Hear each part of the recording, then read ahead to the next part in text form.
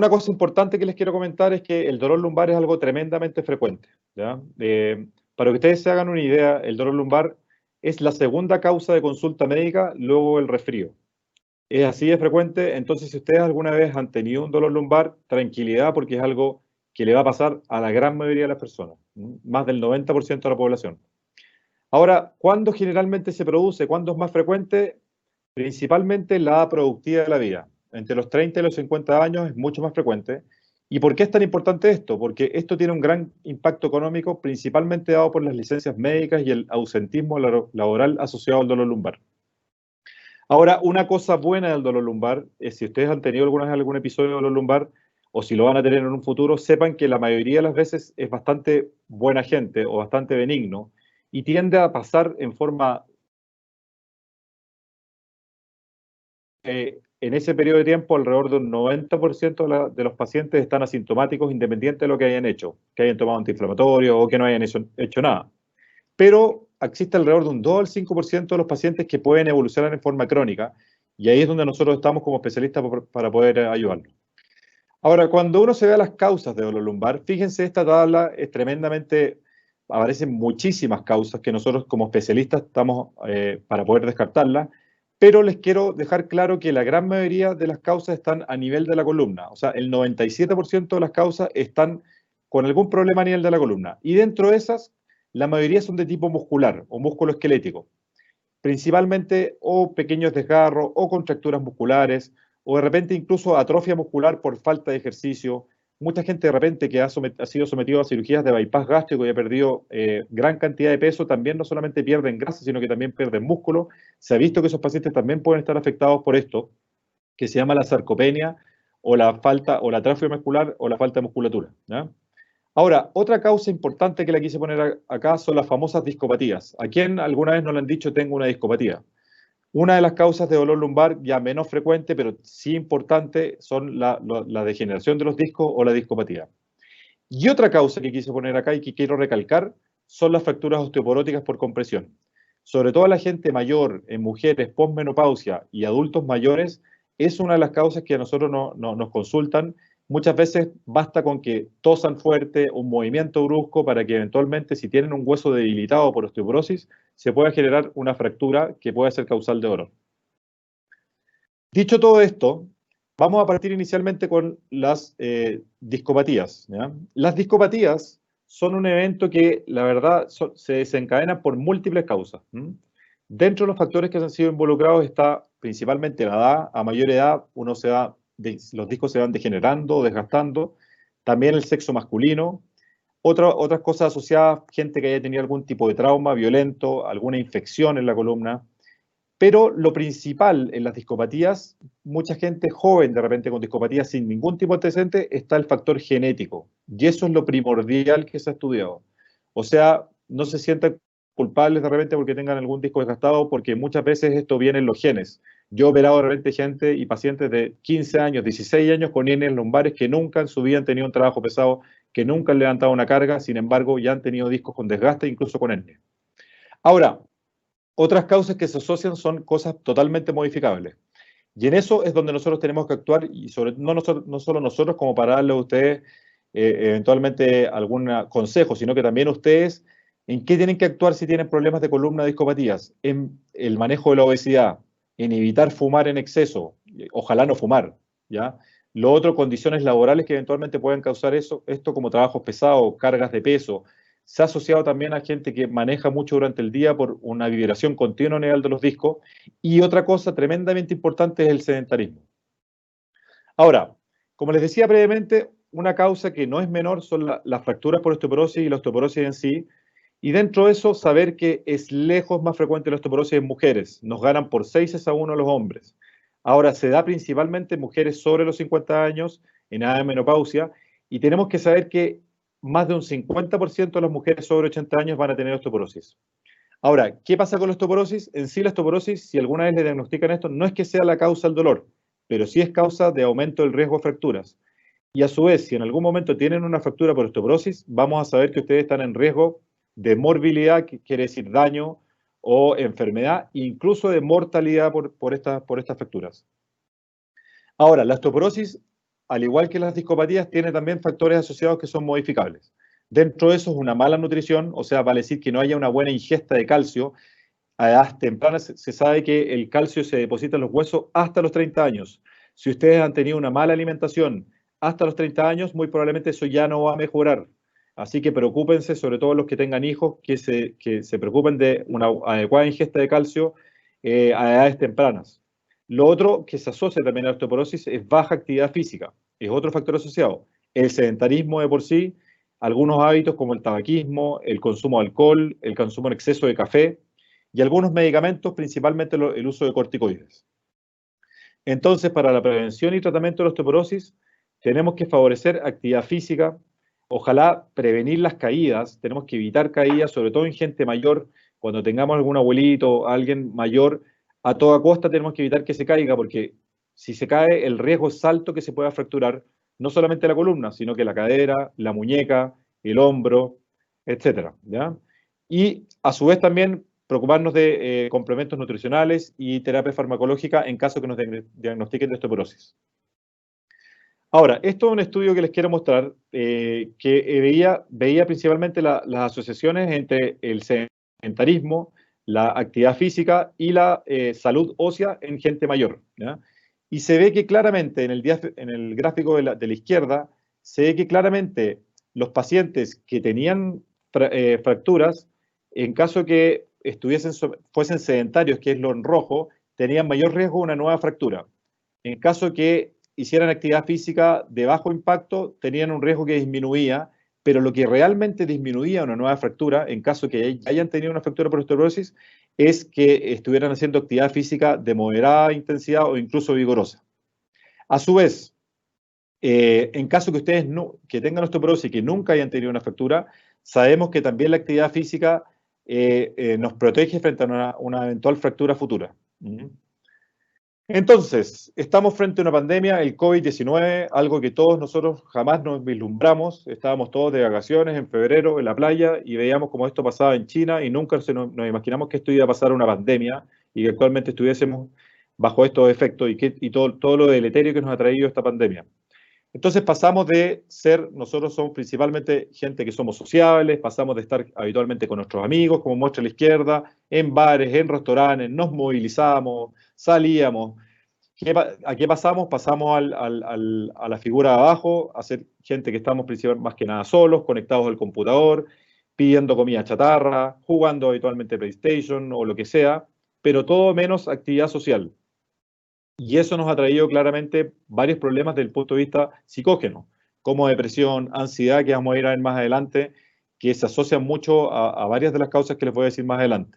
Lo otro, pasamos de estar totalmente y tener una rutina, ir a la oficina, tener un buen escritorio, una buena silla ergonómica, un buen lugar de trabajo, y pasamos a tener que adaptar todo al teletrabajo, donde muchos de nosotros no tenemos escritorio, no tenemos una buena silla, no tenemos lo adecuado para poder desarrollar nuestro trabajo. Y esto trae una serie de consecuencias negativas en todo lo que es las enfermedades a nivel lumbar. Y también pasamos de hacer ejercicio en forma rutinaria, muchos de nosotros, no solamente en gimnasio, sino que al aire libre, en los parques, en los cerros, a los que les gusta la bicicleta cerro, a los que les gusta el trote de parques, cerro, lo que sea. Y tuvimos que cambiar nuestra rutina a quedarnos en casa y a tener que adaptarnos por el famoso home fitness, que son ejercicios en casa, muchos de nosotros sin saber realmente qué hacer, sin un adecuado instructivo, que también trae consecuencias no menores. Esto es un estudio que les quiero mostrar respecto a los efectos que ha tenido este tremendo virus, el COVID-19, que es el innombrable, como digo yo, respecto al confinamiento, incluso respecto a hábitos de alimentario y a la actividad física. Y vemos que claramente este estudio, que se tradujo a 8 lenguajes y a nivel mundial, a nivel intercontinental, se ve que la actividad física vigorosa se ha visto claramente disminuida. Incluso la actividad física de moderada intensidad, la caminata también se ha visto claramente reducida. Pero una cosa interesante, fíjense que una cosa que también no es menor, es que las horas diarias sentado han aumentado más de un 30%, de 5,3 horas promedio diarias a 8,4 horas promedio diarias. ¿Y eso por qué es importante? Fíjense ustedes que acá les muestro un gráfico a mano izquierda, donde muestran la presión que se ejerce en los discos con distintas posturas diarias. Fíjense que al dormir la presión en los discos anda alrededor de 91. Esto aumenta al estar de pie, aumenta aún más al estar sentado en kilopascal. Y si ustedes flexionan su tronco hacia adelante, esto aumenta incluso el doble que al estar sentado. ¿Qué les quiero decir con esto? Que es re importante cuando ustedes trabajen, traten de evitar tener el tronco inclinado hacia adelante. Esa es la posición que genera mayor presión sobre los discos y genera a su vez, como se ve acá al medio, daño también a los discos. Y aquí lo asimilan la presión a lo que la presión que es necesario para, por ejemplo, inflar un neumático en un automóvil o inflar un balón de fútbol. Fíjense las tremendas presiones a las que pueden estar sometidos los discos si uno está sentado largas horas del día y a su vez si está sentado en forma incorrecta, sentado hacia adelante y no bien apoyado. Aquí también este mismo estudio que, como les decía, se realizó a nivel, en 8 idiomas, a nivel internacional, en varios continentes, también vio que los hábitos alimentarios han cambiado tremendamente. Y consumir alimentos poco saludables aumentó tremendamente, de un 23% en la actualidad, previamente era alrededor de un 18%. Comer fuera de control también ha aumentado. Los snacks, entre comillas, también. Sin embargo, una cosa interesante, que las borracheras fue lo único que disminuyó en este estudio. ¿Ah? Eso también es bueno, algo bueno que le podamos achacar a la pandemia. Entonces, claramente ha habido un cambio en los hábitos alimentarios, que esto nos trae consecuencias adversas respecto a varias cosas que vamos a ir desarrollando. Esto es un estudio que nosotros hicimos, una encuesta telefónica que hicimos en 1026 encuestados respecto a si ha aumentado o no la prevalencia de dolores de cuello o dolores lumbares con el tema de la teleactividad. Se entrevistaron 1026 personas sanas, edad promedio de 30 años, y todos revelan que ha aumentado evidentemente la prevalencia de dolor cervical de un 40% a cerca de un 70%. También la prevalencia de dolor lumbar de un 45% a un 65%. Y a su vez también, como este estudio también es concordante con lo que les mostraba previamente, el estar sentado más de 8 horas diarias también aumentó de un 15% a un 40%. Y disminuyó la realización de ejercicio de un 76% a un 59%. Entonces, ¿qué nos ha traído la pandemia? Un aumento de la prevalencia de dolor lumbar y cervical, aumento del sedentarismo y disminución de la actividad física. ¿Y qué es el sedentarismo? El sedentarismo no es solo mirar tele, no es solo mirar Netflix, no es solo estar todo el día viendo películas, sino que es todo un comportamiento que se asocia a un bajo gasto energético. ¿Y esto qué nos produce? Primero que nada, aumentamos el índice de masa corporal, quiere decir, aumentamos de peso. A su vez, no solamente aumentamos de peso, sino que también aumentamos más que nada grasa y perdemos musculatura. O sea, aumentamos de peso, pero más que nada aumentamos grasa. Pero sin embargo, tenemos una atrofia muscular que es la sarcopenia, que trae una serie de consecuencias adversas y dolores musculoesqueléticos. También perdemos masa ósea, lo que es la osteoporosis. A su vez, también nos trae una serie de efectos dañinos en la parte psicógena, depresión y ansiedad. Y se asocia a una serie de otras cosas que son sumamente importantes, no solamente a las primeras 4 que les estoy mostrando, sino que también se asocia evidentemente a patología cardiovascular y cardiopulmonar, a enfermedades crónicas como la diabetes, al síndrome metabólico, que es principalmente hipertensión, obesidad, hipercolesterolemia, trastornos sexuales, y la lista sigue y sigue. Por lo tanto, el sedentarismo nunca ha sido bueno. Es lejos lo peor que ustedes pueden hacer. El home office. La pandemia también nos ha traído el famoso home office.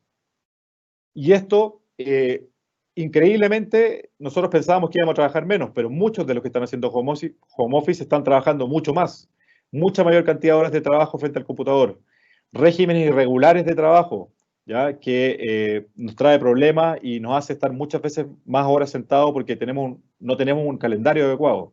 Instalaciones inapropiadas, como se ve acá, esta imagen donde muchas veces tenemos que trabajar en el living, en un sofá, en una silla inadecuada, porque no tenemos una oficina para esto. Y a su vez también nos ha traído una serie de posturas viciosas que nos traen finalmente problemas. Y todo esto está claramente demostrado que aumenta las enfermedades de columna vertebral. Entonces, no tengo duda que la consulta, y lo estoy viendo actualmente, ya que se han levantado las cuarentenas, ha aumentado tremendamente en esto, principalmente por estas cosas que les estoy mostrando. Entonces, como les decía, a su vez también el confinamiento, el estar encerrado, nos trae todos los trastornos psicógenos.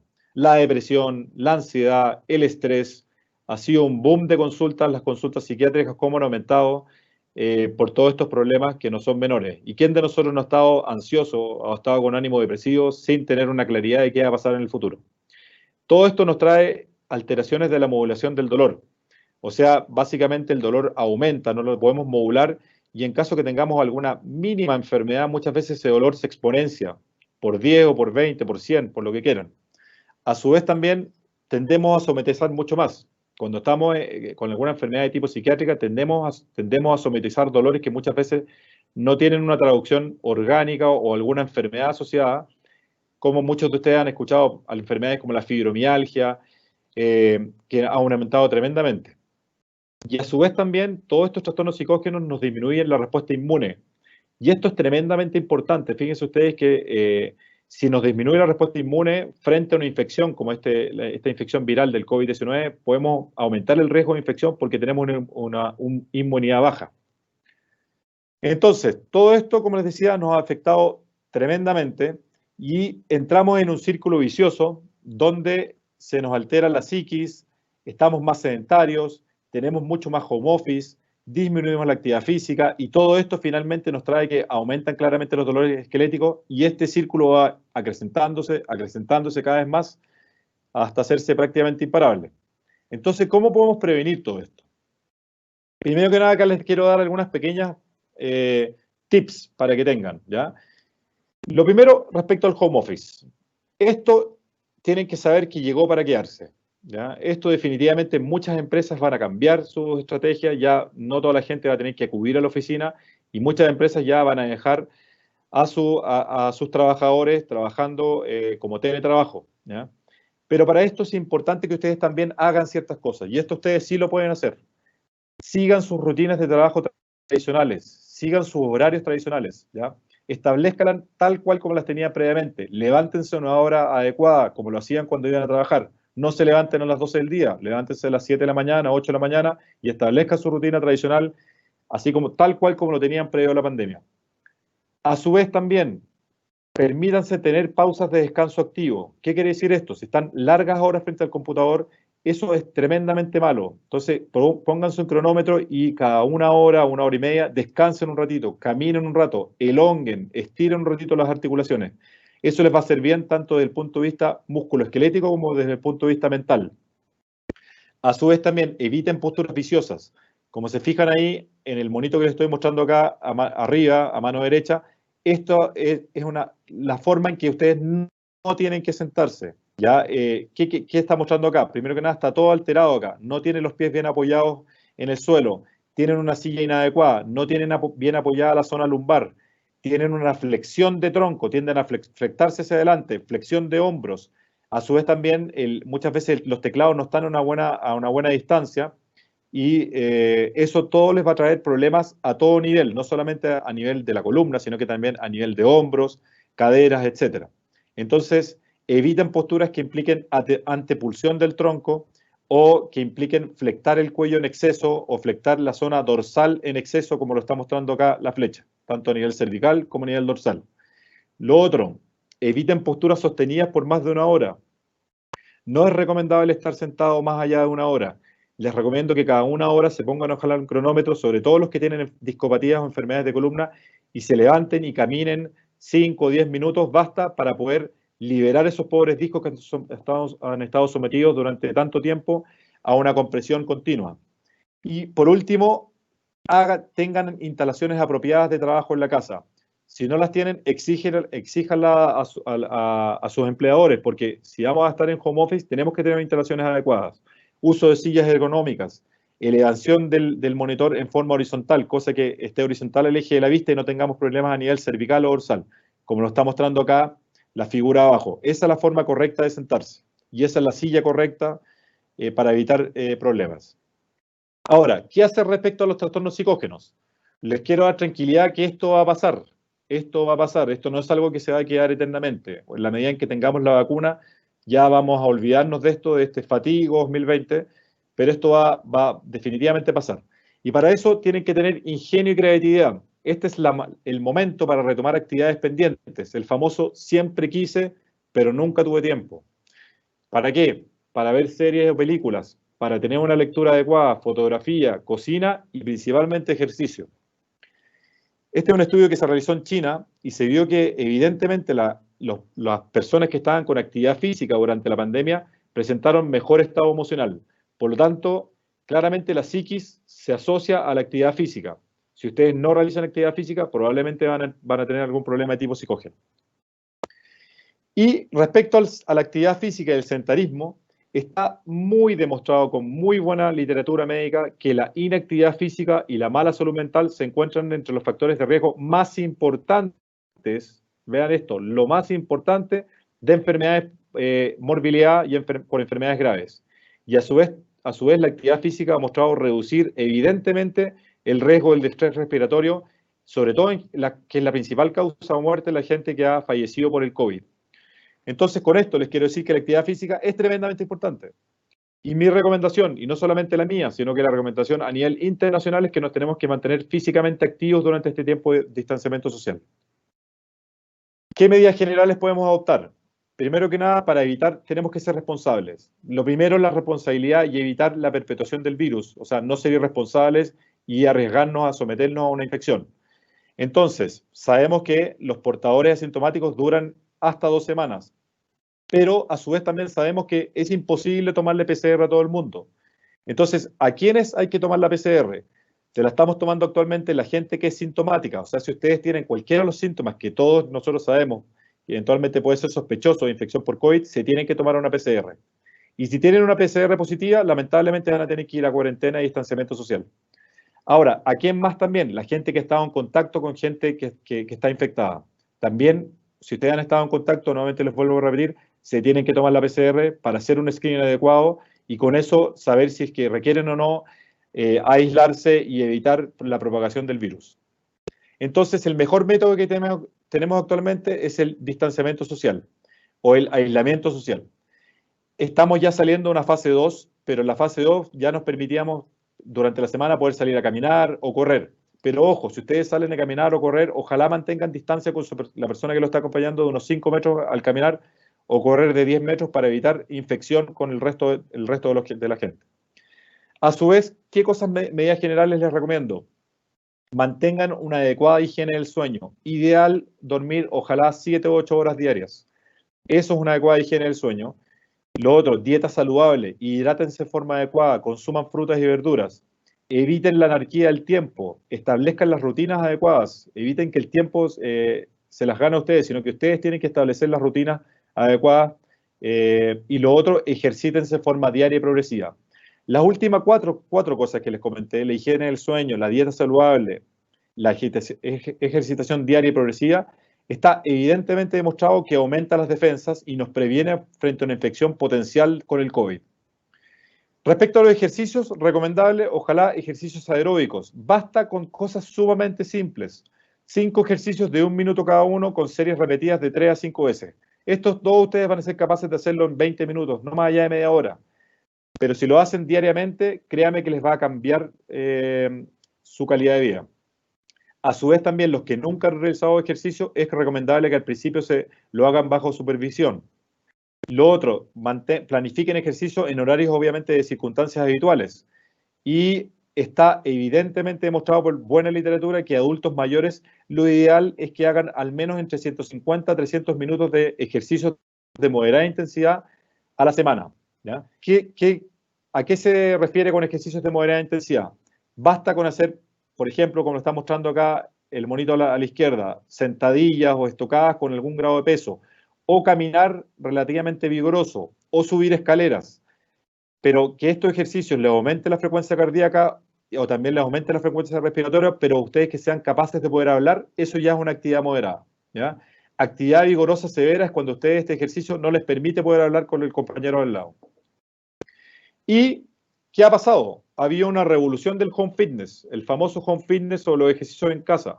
Y esta nueva modalidad yo me atrevería a decirles que llegó para quedarse. O sea, muy probablemente los gimnasios van a bajar muchísimo la cantidad de adeptos a los gimnasios, pero mucha gente ya se da cuenta que muchas cosas se pueden hacer en casa, por conveniencia y por seguridad.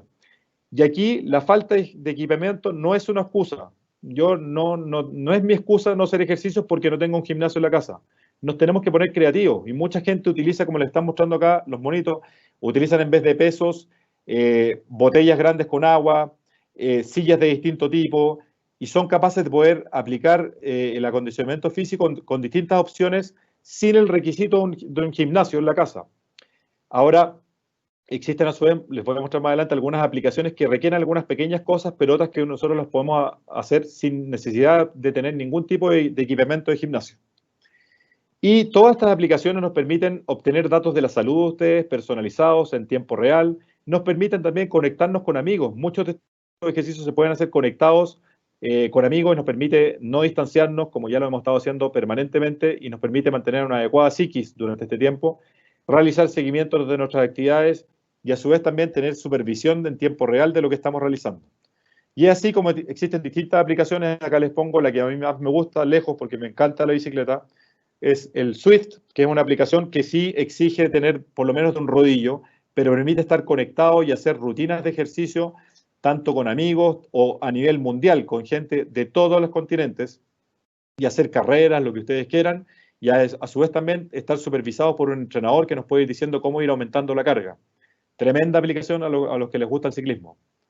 O bien, si no tienen, por ejemplo, una trotadora o no tienen un rodillo de bicicleta, pueden hacer entrenamientos sin este tipo de material. Y aquí les muestro un ejemplo, por ejemplo, el HIIT Fitness, donde muestra distintos tipos de ejercicios que perfectamente los podemos realizar sin tener ningún tipo de implemento, ni pesas, ni nada asociado. A su vez, también les quiero recordar que actualmente estamos entrando, ya entramos, perdón, en Las Condes, en Vitacura, en Providencia, en Ñuñoa, en Cajón del Maipo, entramos en la fase 3. ¿Y eso qué implica? Implica que ya, por suerte, ya se nos están permitiendo actividades sociales y recreativas cualquier día de la semana, incluso los fines de semana con un máximo de 50 personas. Por lo tanto, ya podemos empezar a asistir a los parques, podemos empezar a asistir a los cerros y empezar a hacer actividad física al aire libre. Pero se sigue prohibiendo el funcionamiento de los gimnasios abiertos a público y se sigue prohibiendo y tener en cuenta eventos de más de 50 personas. Por favor, seamos responsables. Ahora, un tema que no puedo dejar de decírselos, si ustedes han estado infectados por el COVID-19, por este virus, en caso que hayan estado infectados y que quieran hacer ejercicios, por lo menos de ese 10 días de reposo deportivo, o al menos 7 desde que están completamente asintomáticos. A su vez también, si están adecuados acostumbrados a hacer ejercicio, retornen en forma progresiva al ejercicio. Y a su vez también una cosa re importante, si han tenido una infección por COVID antes de retornar al ejercicio, ojalá tengan alguna evaluación cardiovascular previa. ¿Por qué es importante esto?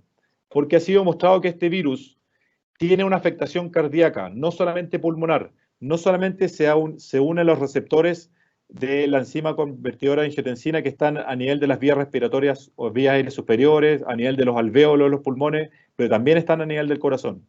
Y esta unión a estos receptores los puede activar y puede producir daño en el miocardio, que es el músculo cardíaco, y en el pericardio, que es la membrana que cubre el corazón. Ya han habido informes de China que hablan de que alrededor de un 30% de los pacientes que han sido infectados por el COVID tienen elevación de enzimas cardíacas que traducen lesión del músculo cardíaco.